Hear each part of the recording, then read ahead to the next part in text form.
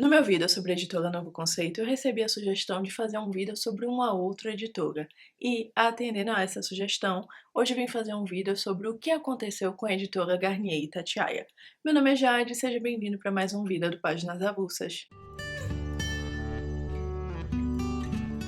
Para falarmos o que aconteceu com a editora Garnier e Tatiaia, primeiro precisamos falar o que foi a editora Garnier e o que foi a editora Itatiaia. Começando pela editora Garnier. A editora Garnier tem uma origem muito antiga, datada de 1844. Ela foi a editora responsável pela publicação de grandes nomes da literatura nacional. Ela publicou a obra de Machado de Assis, publicou Bernardo de Guimarães, publicou José de Alencar. Ela teve uma relação muito próxima com esses autores iniciantes e que fazem parte da nossa história literária. Era uma editora localizada no Rio de Janeiro, na Rua do Ouvidor, primeiro no número 69 e depois no número 71. A fundação da editora Garnier foi feita por Baptiste Louis Garnier, um francês que chegou no Brasil e já vinha de uma família com negócios nessa área. Os irmãos dele, o Auguste e o Hippolyte Garnier, já tinham inaugurado em Paris a Garnier Fleurs, e o Hippolyte vem para o Brasil e faz, digamos assim, uma sucursal dessa marca no Rio de Janeiro. Até 1852, essa livraria inaugurada no Brasil vai se chamar Garnier Irmãos, que basicamente é a tradução do Garnier Fleurs. Só que a partir de 52 ela passa a ser denominada BL Garnier, Baptiste Louis Garnier. É especulado que os irmãos rompem durante esse período e o Baptiste centra exclusivamente suas operações no Brasil, depois de um tempo passando inclusive a fazer impressões dentro do país, porque antes muitas das impressões da editora acabavam sendo feitas em Londres e Paris, o que acabava também encarecendo o custo de produção. A livraria Garnier, ela passa a ser um elemento central, uma das maiores livrarias dentro daquele período no Império. Se nós olharmos dentro do contexto social, nós também temos um contexto social de expansão intelectual nesse período. Era o reinado de Dom Pedro II, o Brasil já tinha se consolidado enquanto um país independente, então era incentivado que nós tivéssemos elementos de cultura nacional para ajudar a criar essa identidade. E uma livraria com publicações de renome dentro do próprio país ajudava nisso. O que acontece com a livraria é que, a partir da morte do Baptiste Louis, ela passa por uma crise de administração. Não há uma transmissão para nenhum herdeiro, o Baptiste Louis não deixa um herdeiro, a livraria passa novamente para o controle dos seus irmãos, mais precisamente para o do Hippolyte, que era quem estava vivo na época, já com 77 anos. E ela não tem um conhecimento das operações do Brasil, e na verdade não existe uma sucessão direta da livraria no Brasil. Ela então passa a ser administrada basicamente por procuradores que vêm ver o negócio no Brasil, mas já não é o que era antes, porque já não tinha mais o dono e não tinha alguém que entendesse do mercado como o Baptiste Louis acabou entendendo durante a vida. A editora passa por uma queda sucessiva, tanto de representatividade de mercado quanto de operações, ao ponto de quase já não ter mais publicações, e é fechada em 1934, que é o momento da sua venda para Ferdinand Briguet. Vamos colocar aqui uma pausa na história da editora Garnier e vamos começar a falar sobre a editora Itatiaia. 20 anos depois dessa morte inicial da editora Garnier, está nascendo em Belo Horizonte a editora Itatiaia. A editora Itatiaia é inaugurada em 1954 e tem uma cultura extremamente familiar dentro da sua estrutura. É uma editora que cresce de uma forma muito orgânica, muito simples, primeiro em Minas até que conquista o Brasil. A editora passa por um cenário crescente de expansão entre os anos 60 e 70, até se tornar uma das editoras mais importantes do país, a maior editora de Minas. A editora Itatiaia, ela se diferencia por não ser só uma editora de livros, digamos assim, literatura, mas por trazer em seu catálogo muitos livros técnicos, o que ajuda também a consolidar a sua reputação. Ela vai se tornando uma editora muito importante dentro de Minas e os negócios focam na expansão a partir dos anos 70.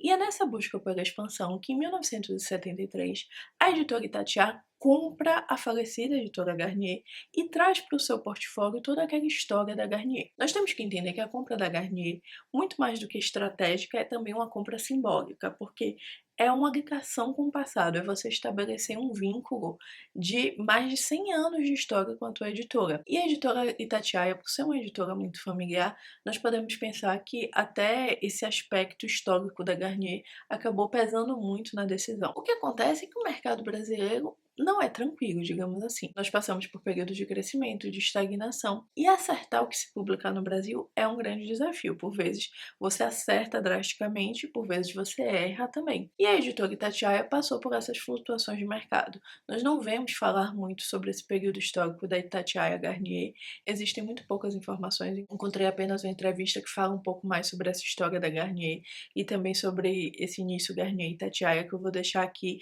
na descrição do vídeo. Mas em si não é uma editora que tem uma expansão tão grande, digamos assim, e também não parece ter tido em nenhum momento um grande apelo mercadológico. Ela teve acertos de venda, é citado, por exemplo, o título de Doutor Zhivago, que é editado por ela e consegue números expressivos de venda, como também tem alguns erros ao longo da história, mas permanece nesse campo mais restrito, não é uma livraria do eixo Rio-São Paulo, o que também talvez diminua um tanto da sua visibilidade, apesar dela ser conhecida. Eu lembro de muitos livros da minha infância que tinham o selo da editora Itatiaia, mas os tempos mudam e o passado acaba não sendo garantia de nada. Aparentemente houve um período de estagnação, não se fala muito sobre isso, e o que eu encontrei de dados foi que em 2018 os irmãos Teles realizaram a compra conjunta da Garnier e Itatiaia, Itatiaia Garnier, mas o nome certo é Garnier e Itatiaia. Quem são os irmãos Teles?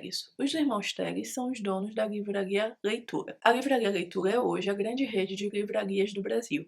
Ela assumiu aquele vácuo deixado pelo fim da Saraiva e fim da Cultura, assumiu inclusive muitas operações delas. Eu não tenho propriedade para dizer por não acompanhar essa dinâmica em outras cidades, mas eu lembro, por exemplo, que em Salvador, a loja da Livraria Saraiva, que era muito grande, muito simbólica no shopping da Bahia, foi assumida pela Livraria Leitura. Eles têm um formato de loja que difere um pouco da Cultura e da Saraiva. Eu acho um pouco a Cultura e a Saraiva mais acolhedoras, digamos assim, em termos de estrutura, mas ela marca uma presença muito grande no território nacional hoje, apesar de aparecer menos em São Paulo e Rio. Quando os irmãos Teles compram, eles também compram a história por trás dela, e a ideia é relançar muitos dos livros que a editora possui em seu portfólio, autores já publicados, fazer novas edições. Em 2021, a Garnier Itatiaia ela dá meio que um respiro e lidera as vendas nacionais. Com o quê? Com livros clássicos em novas edições. As edições publicadas pela editora são edições, digamos assim, um pouco mais simples do que outras no mercado. A gente não está falando de livros com um grande trabalho de capa nem nada do gênero. Eram obras acessíveis que davam uma venda mais direta e eram muito vendidas na livraria Leitura. E a pergunta do começo do vídeo que podia ser feita, que é o que aconteceu com a editora Garnier e Tatiaia, é simples de responder. Ao contrário da editora Novo Conceito, que está hibernando, a editora Garnier e Tatiaia está encerrada. Ela passou em 2024 por um encerramento por vontade dos próprios sócios e está baixada hoje. Não é uma editora mais em atividade. Não acumula processos, nem um escândalo de recuperação judicial, mas realmente já não existe. E infelizmente, como muitas outras editoras do nosso país, não sobreviveu. Mas fazendo um pouco do que eu fiz também no vídeo da editora Novo Conceito, eu vou falar algumas das razões que podem explicar esse crescimento abrupto de vendas e esse despencar da editora pouco depois. O que é que acontece? Quando a gente está falando de relançamentos de clássicos nacionais, é um trabalho muito mais fácil. E quando nós estamos falando sobre livrarias com contratos já firmados, nós estamos falando também de uma possibilidade de relançamento um tanto quanto mais fácil. O que que acontece? Além de ter no portfólio uma história extensa, a editora Garnier e Tatiaia tinha traduções também dentro dos seus registros, o que pode ter facilitado esse trabalho inicial de relançamento.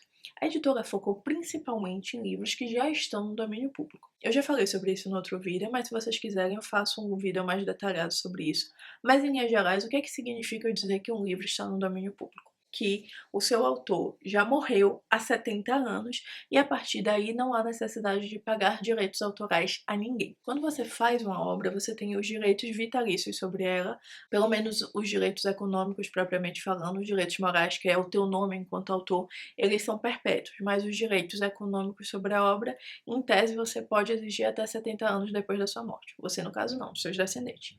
A ideia é que tenha esse período de transição em que a tua criação intelectual é remunerada e depois disso toda a sociedade possa usufruir. Os livros, quando eles não estão em domínio público, você precisa pagar uma porcentagem ao autor, na maior parte das vezes, de acordo com as vendas.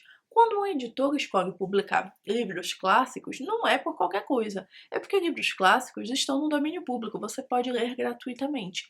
Então, o valor ali agregado do livro está muito mais na sua edição, no suporte físico daquela obra. E é preciso que esse suporte seja atrativo, porque muitas editoras fazem esse trabalho de lançar livros do domínio público. é mais barato, você não precisa encontrar autores. E também você tem um mercado certo, você sempre vai ter estudantes, colecionadores, pessoas que queiram aqueles livros. Mas o problema também é que num mercado tão amplo, de tantos títulos disponíveis vindos do domínio público, você precisa se destacar. E os livros da Garnier e Tatiaia eram livros comuns, não tinha ali um trabalho de edição muito grande, não tinha um diferencial tão bom, tornando eles menos atrativos. Quando a gente compara, por exemplo, com o Clube de Literatura Clássica, que também trabalha com muitas obras em domínio público. Eles trabalham com livros internacionais, mesma coisa. Muitas das traduções, inclusive, que eles trazem nas edições, são traduções que já caíram no domínio público, porque a tradução também vai ter essa proteção do direito autoral depois da morte do seu tradutor original. Então, eles têm um menor custo, mas eles têm um trabalho agregado muito mais bonito, têm uma identidade visual diferenciada, que faz com que seus leitores tenham até aquele sentimento de pertencimento a uma comunidade, que é muito importante em termos de venda. Quando a gente pega os livros da Garnier e Tatiaia, eles não conseguiam exprimir isso.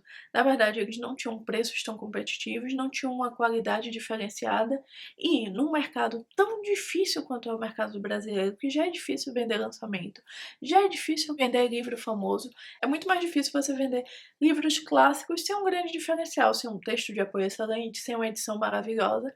Então, o caminho natural acabou sendo esse encerramento. Também é provável que a editora não tivesse um capital para ficar investindo autonomamente, também não fosse o interesse deles, em novas traduções, novos tipos de obras para dentro do catálogo. A ideia deles era muito mais um resgate cultural. E é por isso que a editora foi encerrada. O patrimônio classificado dela, segundo o CNPJ, era de 600 mil. Foi totalmente liquidada, sem dívidas para os credores, aparentemente, sem nenhum também registro de processos, eu não encontrei processos assim em nome da editora nem nada do gênero. Foi um encerramento pelas dinâmicas de mercado e dinâmicas de negócio dentro do Brasil.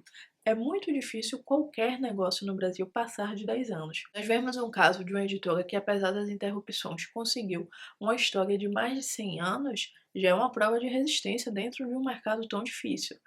Mas infelizmente é aquela grande questão, ou você se adapta, ou você é engolido pelo mercado e pela modernidade. E foi o que aconteceu. Fiquei um pouco triste fazendo esse vídeo porque são partes da nossa história, mas infelizmente faz parte da vida. Assim como pessoas chegam ao fim de suas vidas, também negócios o chegam. E é o caso dessa livraria. Mas espero ter respondido adequadamente à curiosidade do Lucas, que foi quem tinha comentado naquele vídeo, e espero que vocês tenham gostado do vídeo. Se vocês tiverem mais sugestões de temas que queiram que eu fale aqui no canal, deixe nos comentários que eu vou ter o maior prazer em responder. Mas então é isso, o vídeo de hoje fica por aqui. Eu espero que vocês tenham gostado e nos vemos no próximo vídeo. Tchau, tchau, gente!